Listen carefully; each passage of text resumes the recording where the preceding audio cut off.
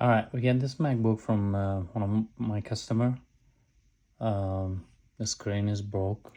I think they hit it somewhere, and so what I'm gonna do is like that. So what I'm gonna do, I'll cut up through this cable, HDMI cable, and see if it shows a display on the monitor. So I'm gonna turn the monitor on, see that.